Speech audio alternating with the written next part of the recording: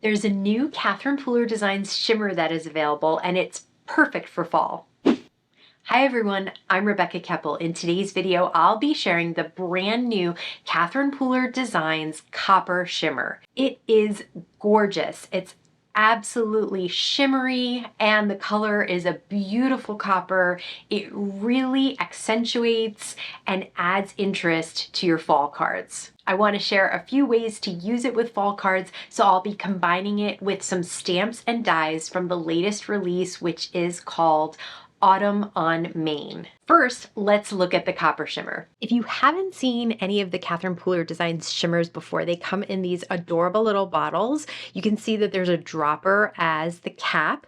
There's tons of shimmer inside as well as color. So you get both. You get the color that is included and all of the shimmer as well. Now you can do a number of different things with this shimmer. As I mentioned, we'll go through a couple that I like, but just to share how it looks as a watercolor, you can do that. You can add water to it and stretch it out a little bit more and paint it on into small details or into swipes, whatever you want. You can use the dropper itself to tap on splatter too. Now let's take a quick peek at the stamps and dies that I'll be using today. First up, we have the Gourd-ness Gracious stamp set, and there are coordinating dies. Now this stamp set features solid stamps as well as detail layers. So they're two-step layering stamps. They're great to use with Catherine Pooler inks.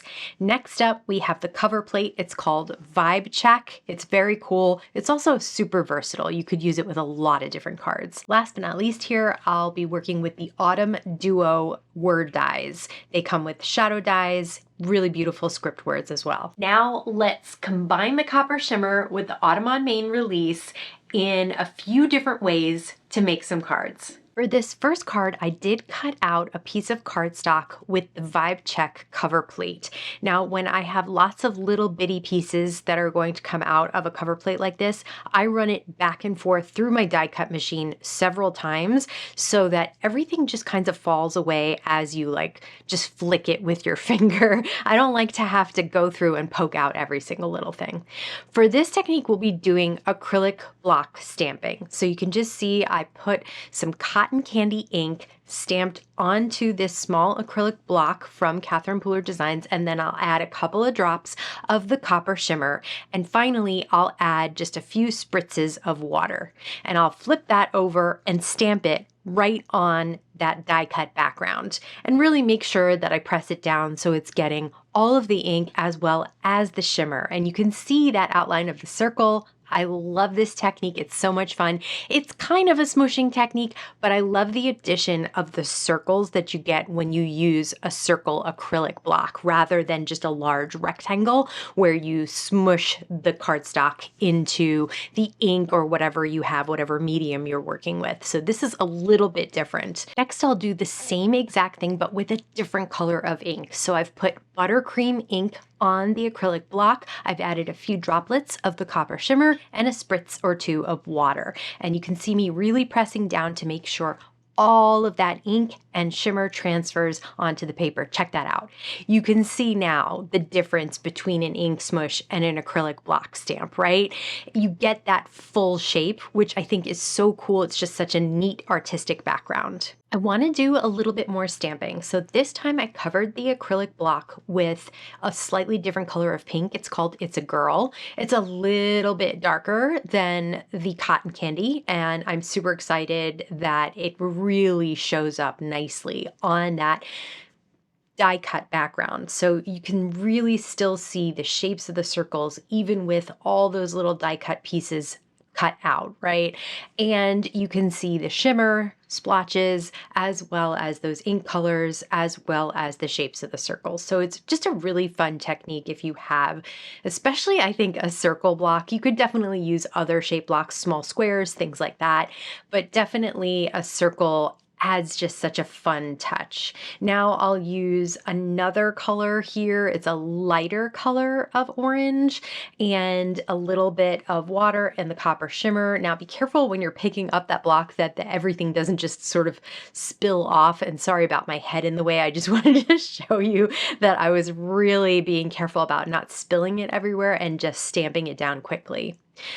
And finally, I'll complete with a little bit of pink and orange on the sides. So this time I'm not necessarily inking up the entire acrylic block. I feel like that's just a waste of ink if I don't have to. Other times I will ink it fully up and use one side on one area and the other side on the other area. So kind of stamping off the side. You'll see that here where I want to stamp off the side. I don't just want circles in the center of the card. I want this to be a really free-flowing looking background and make it lots of fun with these two colors, pink and sort of a yellowy orange. I love that color combination. I think it's great no matter what season you're in. I know this is not spring or summer or anything like that. I love this color combination for fall.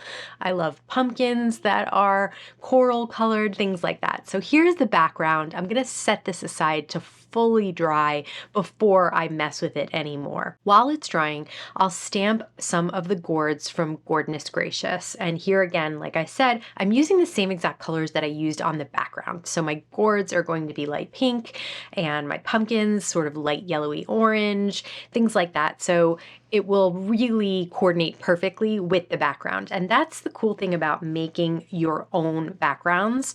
You can really make sure that the colors are exactly what you're looking for in the background and in the stamping. And that's why I love Catherine Pooler inks, because they do both. They stamp beautifully, but they also do fun techniques like acrylic block stamping really beautifully as well. Okay, remember I said these are 2-layer stamps. So here I am lining up the second layer of the pumpkin. It's got sort of those ridges through the pumpkin as well as the stem. The gourds are sort of similar. They have stems and then they have kind of the ridges through the gourds as well. And so for these, I use the lightest color for the solid stamp and I'll use the darker color for the detail stamp. And you just want to make sure that it shows up enough so that you can actually see the difference between the two. So sometimes that means double stamping. Sometimes it doesn't. It really depends on the ink that you're using, the colors that you're using, what you started with, and what you add to the top. So I like having a bunch of different colors to choose from, but if you don't, just remember you can always stamp a single stamp for the solid background for the bottom stamp, and then stamp 2 or 3 times for the detail stamp in the same color, and it will show up differently and you will be able to see it. So that's always an option if you're dealing with a limited amount of ink colors. I'm also stamping a sentiment. I decided not to go with black because everything is so light and flowy with these colors, so I went with slate ink instead. It's a really beautiful gray. It's dark enough that it can hold up to a sentiment, but it's a little bit different than black and doesn't show as contrasty as a black would on these colors. I'm using some liquid adhesive on the areas that don't have die cut pieces cut out of them, just to make sure all the edges and parts of the center are completely adhered down so it doesn't buckle or anything like that. And then just try and line it up as best you can. I inevitably get a little piece that I need to trim off on the side or something like that. Don't worry about it. Just trim it off. It's fine. All right, now I'll take some foam squares and pop up those gourds and the pumpkin right on top. And now you can really see how the colors are brought all together on the card to make it super consistent without being boring. I like these colors together, and the copper adds such beautiful shimmer that there's loads of interest to this card, even though there's only a few colors used. For this next card, I decided to start with some of the stamping. So again, I have the gourds, the pumpkin, but I also decided to stamp some of the leaves from the Gourd-ness Gracious stamp set as well. Again, starting with those solid stamps. So those are going to be the first layer. You're going to use the lighter color between the two colors that you choose, and you only need to have two colors. You can use two colors for all of them. You can use two colors for each of them, like different colors. It really is up to you with what your supplies have. I love all these different colors from Catherine Pooler inks. They're just so unique and gorgeous. They stamp so beautifully. I like to double stamp because I usually don't ink up my stamps perfectly. I think it's really not the ink, it's me. So that's why I like to do that. But I also will definitely add a darker color for the second layer of stamps. So I have them all set down, and then I'll choose my ink colors for each one.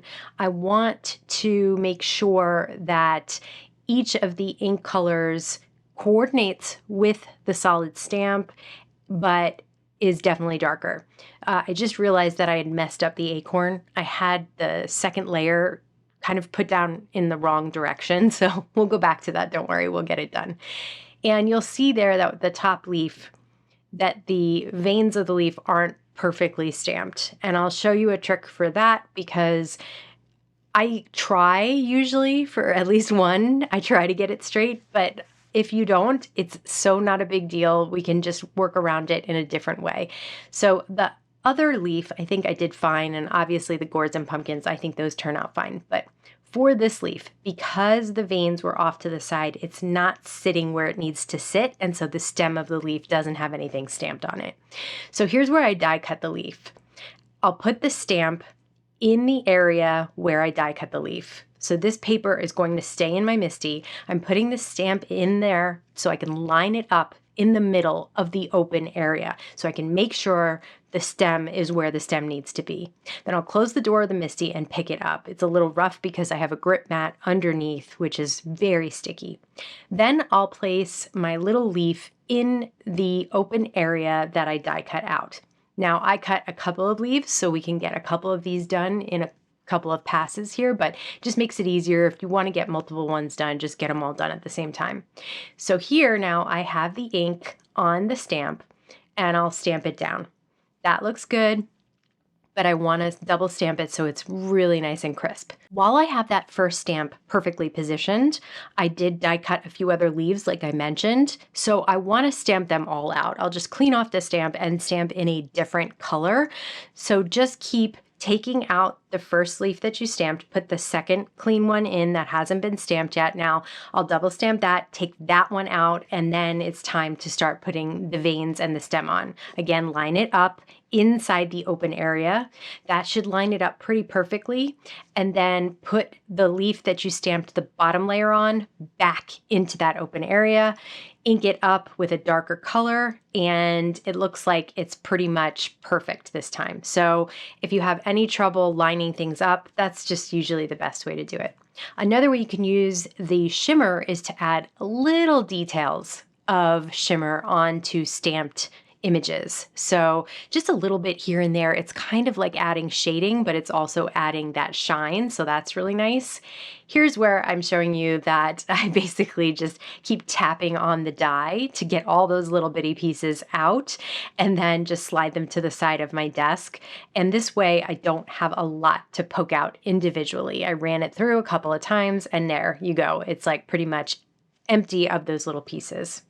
This time I'm cutting a different color of Catherine Pooler cardstock. So I have two different colors of cardstock rather than creating my own background. I like this combination of colors, especially for a fall card. I think it's really pretty. Then again, a little bit of liquid adhesive on the back of that die cut. And if you get a little bit that comes through, you can use something to scrape it off or just get some of it off. Don't worry too much about it. It will dry clear. Then we'll take the copper shimmer, and another way to use it is to just tap on some splatters. This is going to give you probably the biggest bang for your buck as far as the shimmer itself, because it's so concentrated here. You're going to see the color and its shimmer all together all at once and pretty opaque.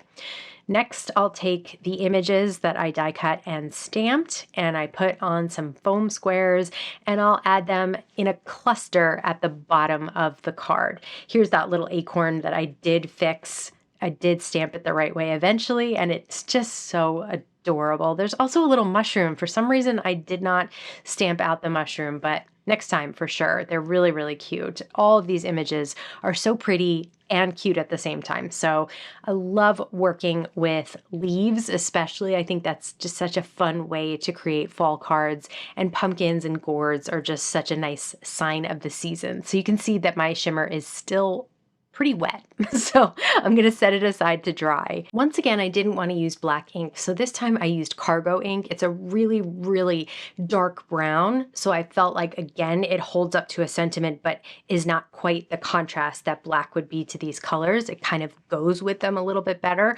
I put a slim piece of foam behind it. This is a micro foam strip.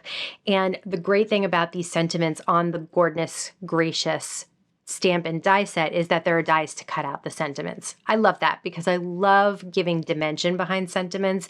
It allows them to stand up enough to the background, which is so cool and so bold. So I think you can see everything here, the stamped images, the copper shimmer, and that adorable sentiment that says, "I'll always pick you." One other way to use copper shimmer is to add it into ink. So here I have the ginger ink pad, and I put some down on my glass mat, and I'll add some water first. I'll just spritz it so that it's moving around a little bit. I don't want it to be so thick. So I'll add water to that, and then I will add droplets of the copper shimmer. Just make sure you do give it a little nice and shake before you actually use the dropper, because you want all the shimmer to be mixed throughout. The cool thing about the dropper is that it's not a sprayer, so it won't get clogged with any of the shimmer that's in there. It's perfect. So I'll add a little bit more water to it so that it's really able to move around. And then what I thought I would do for this is kind of what I do with Catherine Pooler inks quite a bit, which is sort of ink the edge. So I don't need to cover the entire piece of cardstock because I'm just going to be using this as a mat for a slightly smaller piece of cardstock, which means that I don't need all that ink and all that shimmer wasted in the center of that cardstock, right? I have a really nice brush here. This is from Artesia, I think, and it's really sweeping that color on nicely. Here are the Harvest Duo word dies. So I'm using Harvest. I've cut the script Harvest out of gold cardstock, and then the shadow, which is also pretty thin, out of white cardstock. It's a very delicate looking die cut, and the script is very beautiful. So it really adds quite a touch to a card. Now I have this white piece of cardstock that I've cut down to 4 by 5 1/4. I'm sliding that die cut into place on the shadow. That's why I use liquid adhesive. Obviously, you can't really use tape runner, but it's nice to use that liquid adhesive. And I'll put that kind of in the middle of the card, and then I'll start adding my stamped images. This is sort of a grid, sort of not, but they're basically 2 images on the bottom, and then there's 3 at the top because those 2 leaves are going to be a little bit smaller. So I'll add a sub-sentiment underneath that has also been die cut and popped up on foam squares, and then I'll add some tape runner to the middle of that background that I created with the shimmer and the ginger ink. Of course, I ran out of tape runner, so then I had to add a little bit more liquid adhesive, and then I just placed this down. And see, you can see the shimmer and the beautiful color around the outside, and I didn't need to use a ton of ink or shimmer because I only used the mat. So that's a bunch of different ways. You have splatter, you have acrylic block stamping,